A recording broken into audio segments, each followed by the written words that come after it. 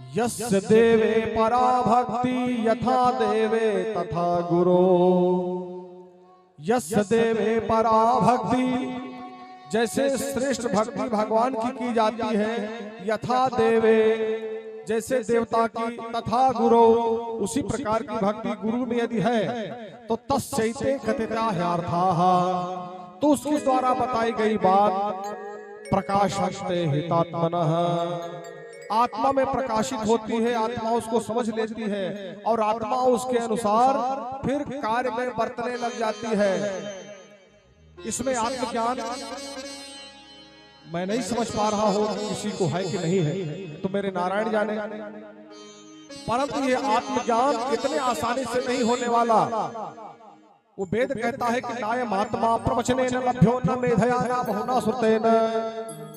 ये आत्मज्ञान नायम आत्मा प्रवचने न लभ्यो, ये बहुत बड़े बड़े प्रवचन सुनने से प्राप्त नहीं होती है, न मेधया बहुत बड़ी बुद्धि से भी प्राप्त नहीं होती है आत्मा का ज्ञान, और ना बहुना श्रुतेन है, बहुत सारा वेद पढ़ने से भी आत्मज्ञान प्राप्त हो जाता है, ऐसा भी नहीं है।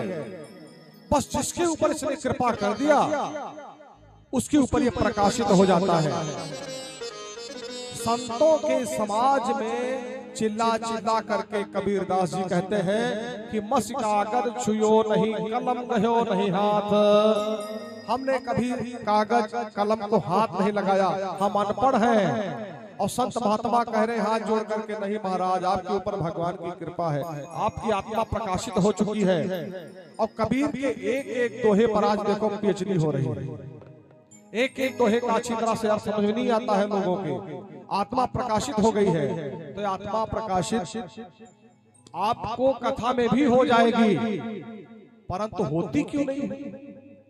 एक जगह हम कथा कह रहे थे तो वहां हमने कहा गुरु को भगवान मानना चाहिए।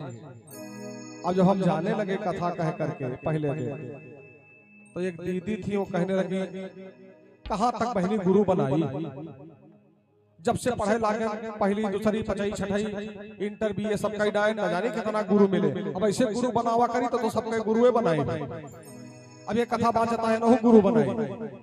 तो देखो जो गुरु आपको कक्षा 6 में, कक्षा 8 में, कक्षा 10 में, कक्षा 12 में पढ़ा रहा है वो गुरु सांसारिक है।